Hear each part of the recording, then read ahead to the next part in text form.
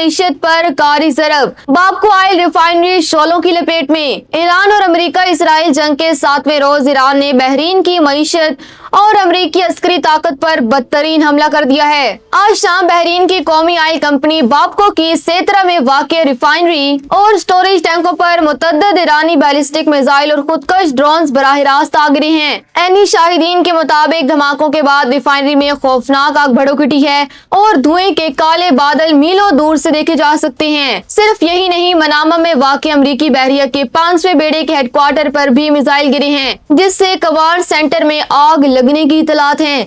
Bahraini Hakam का कहना है कि उनके दिफाई निजाम ने दर्जनों मिसाइल गिराए हैं, लेकिन मिसाइलों के मलबे से मीना सलमान पोर्ट पर मौजूद गैर मुल्की बहरी जहाज में आग लगने से कमला जाभक हो गया है। इस हमले के बाद आलमी मंडी में खाम तेल की कीमतें $80 फी बैरल तक पहुंच गई हैं, जिसने आलमी मईशत के लिए खतरे की घंटी बजा दी है।